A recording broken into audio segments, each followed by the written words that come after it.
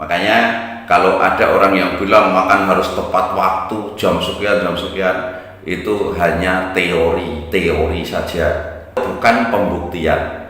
Hanya madu obatnya yang bisa bikin hati, madu harapan yang sakit asam lambung. Tak usah ragu, minum madu.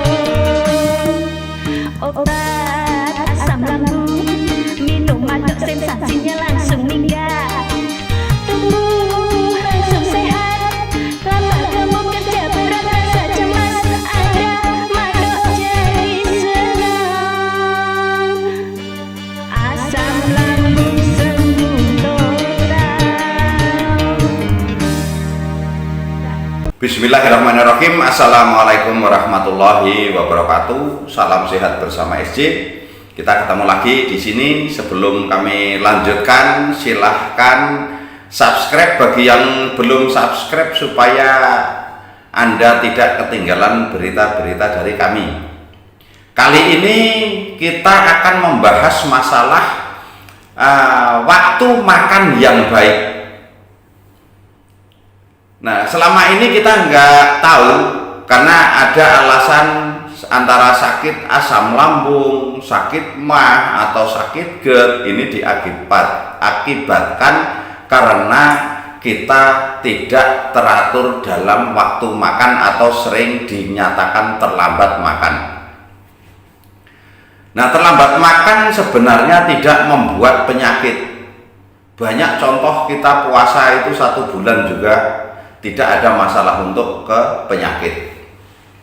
Padahal waktu yang buat kerja kita disuruh tidak makan, tapi waktu saat kita tidur malah diganti buat makan, yaitu antara maghrib dan subuh. Nah, pas kita kerja tidak, itu juga tidak masalah. Tapi waktu-waktu yang baik untuk makan, itu kapan kita waktu yang baik untuk makan itu? Waktu yang paling baik untuk makan itu kalau kita ikuti hadis Nabi Rasulullah SAW, yaitu makanlah setelah lapar dan berhentilah sebelum kenyang. Nah, makan yang setelah lapar itu gimana? Kita harus tahu masalah lapar yang sebenarnya. Maka kalau Anda ikuti itu, saya yakin pasti sehat.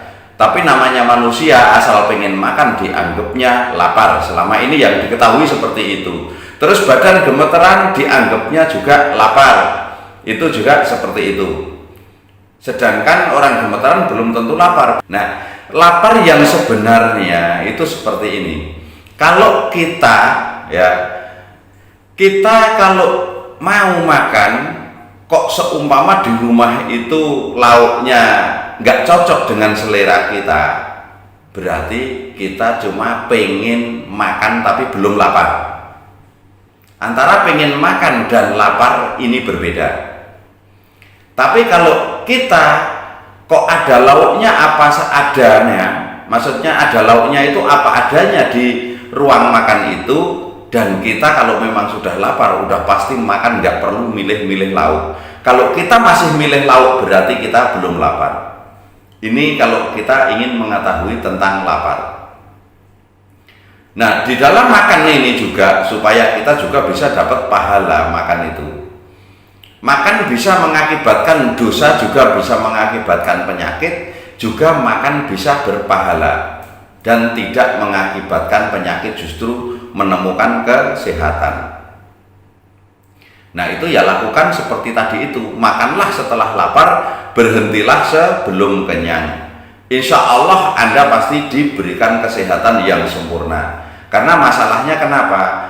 Kalau aturan seperti ini kok dari Tuhan kita, nah Tuhan itu nggak pernah membohongi hambanya. Tuhan itu maha baik, maha bijaksana. Nah, kita suruh makan setelah lapar itu kenapa? Supaya kita kalau ada sisa, kita ada orang kelaparan juga, kita bisa berpikir untuk membantu. Kita tidak terus mengikuti hawa nafsu kita. Nafsu macam-macam, nafsu makan, nafsu seksual, nafsu apa saja banyak sekali. Nafsu amarah ada. Nah, tetapi pas kondisi kita sudah makan, kenapa pas kita dianjurkan makan setelah lapar? Orang lapar itu makan apa saja pasti menikmati,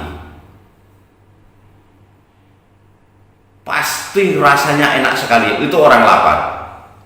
Walaupun lauknya cuma garam, tapi kalau orang lapar pasti makanannya enak, rasanya jadi enak.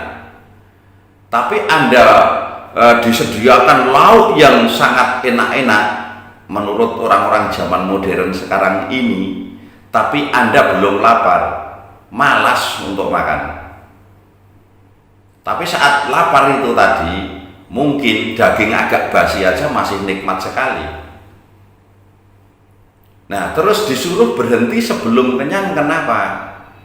Supaya saat kita pergi-pergi juga, kok kita mau bertamu, dikasih makanan, karena kita belum kenyang, nah kita bisa mencicipi hidangan orang yang disediakan tadi. Otomatis orang yang menyediakan tadi juga terbuka hatinya, ngerasa senang, ngerasa bahagia karena hidangannya juga dinikmati. Nah, terus seumpama kita kok cepet nanti bisa mudah lapar lagi, kok pengen makan lagi, nah itu waktunya juga bisa tepat waktu. Jadi tidak harus pagi, siang, sore, antara jam makan siang jam 12 sampai jam 1 ya tidak juga. Terus pagi juga, malam juga. Semua ini karena tergantung kebiasaan kita. Mungkin Anda tidak percaya kalau kami makan itu kadang sehari sekali, kadang 2 hari sekali. Karena apa? Kami menunggu lapar dulu. Dan di situ kenikmatan yang kami dapatkan karena kita lapar tadi. Makanya kalau umpama makanan-makanan yang ada saat kita masih di kantor, campur sama orang-orang produksi juga, sama orang kantor, makanan sudah sedia di meja, ya kami suruh makan duluan semuanya, karena kami belum pengen makan. Nah, nanti otomatis sisa-sisa orang-orang dari karyawan kami, kok sisanya umpama tinggal sambel, kita lapar ya makan sama sambal itu udah nikmat sekali. Karena apa? Saat kondisi kita lapar, kita bisa menikmati rasa makanan yang lezat itu di situ. Tapi kalau kita kenyang, kita nggak pernah merasakan kenikmatannya makan. Terus kedua, kita juga tidak bisa merasakan orang yang lapar itu seperti apa. Terus yang ketiga, kalau kita terlalu banyak kenyang atau terlalu banyak makan juga banyak timbul penyakit, karena Allah juga tidak suka dengan apapun termasuk ibadah yang terlalu berlebihan. Kita ambil yang sedang-sedang saja, itu lebih nikmat. Makanya kalau ada orang yang bilang makan harus tepat waktu, jam sekian, itu hanya teori saja, bukan pembuktian.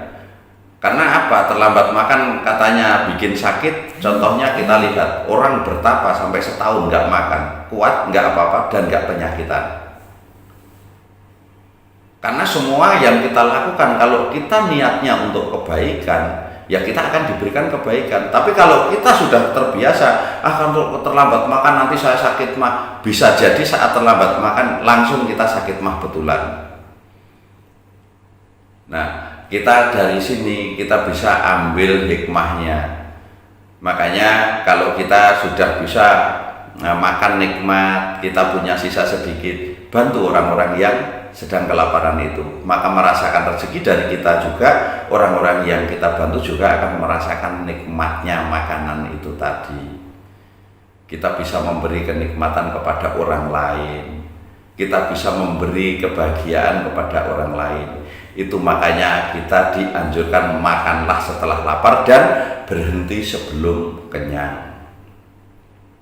Nah, cukup sampai di sini dulu masalah makanan, supaya Anda tidak salah paham dalam menerima ilmu-ilmu yang kami berikan kepada Anda semuanya. Semoga yang sedang sakit asam lambung, sakit mah, sakit GERD, segera lekas diberikan kesembuhan secara total dan tidak tersisa sedikit pun penyakit. Wassalamualaikum warahmatullahi wabarakatuh. Salam sehat bersama SJ.